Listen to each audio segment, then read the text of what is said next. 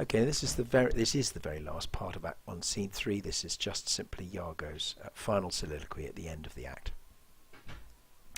Thus do I ever make my fool my purse. So now we do discover, as he turns to the audience, he says, you know, I'm actually my fool, so that's Rodrigo, is my purse, is basically where I get my money from.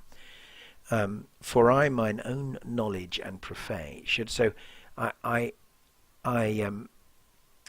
would be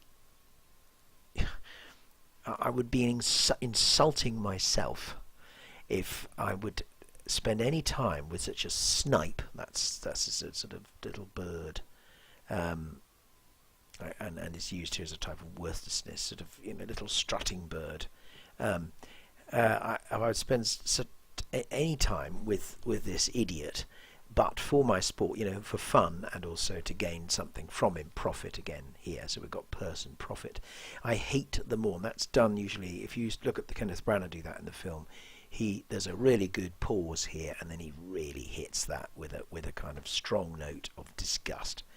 And it is thought abroad that twixt my sheets he's done my office. So the rest of this speech here is important in the sense that it's one of the places we can go to see if we can find Iago's evidence for why it is that he's going to embark on what he's embarking upon.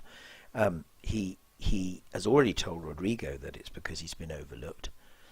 Now he's telling us some other stuff, and certainly the critics do puzzle a little bit about his motivations generally, whether or not he's just a kind of devil, really. He doesn't really have enough evidence to go on for what he's about to do. It is thought abroad that twixt my sheets he's done my office. In other words, it's thought around the place that done, meaning had sex with, twixt my sheets, my wife. In other words, he basically thinks that his wife has been unfaithful with Othello. And he says, I don't know if it's true, but I will, for mere suspicion in that kind of, only have to, because I've got suspicions of it, I'm going to do the same to him. Now, whether that means he's actually going to have Desdemona, I don't think so, and certainly the plot takes us in a different direction.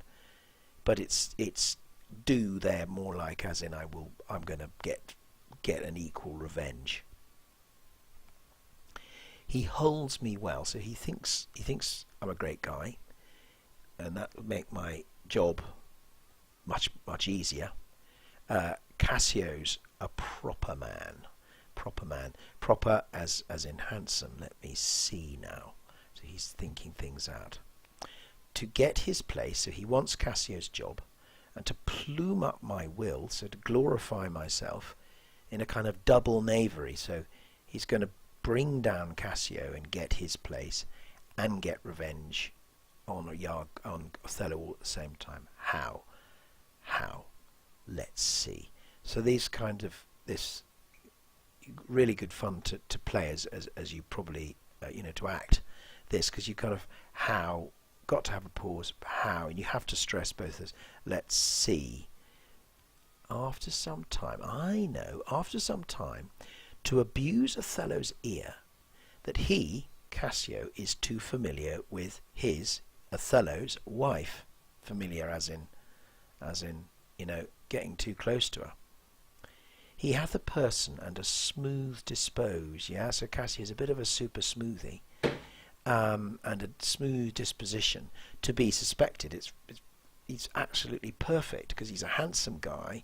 He's very smooth-natured, and he's framed to make women false. Yeah, he's handsome enough that women are likely to fall for him. The more, meanwhile, Othello is of such a free and open nature that thinks men honest but seem to be so, i.e. him, Iago, yes, and will as tenderly be led by the nose as asses are. Back again to an animal imagery now, and so Othello has become an ass. I have it. It is engendered. This is this idea of its kind of being bred in his mind. Yes, and then here hell and night.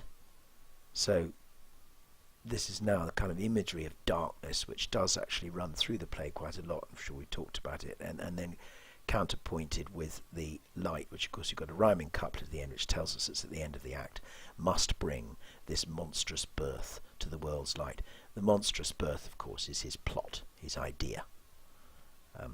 And that's the end of our walkthrough of Act 1, Scene 3. I hope you found it useful. Thank you very much.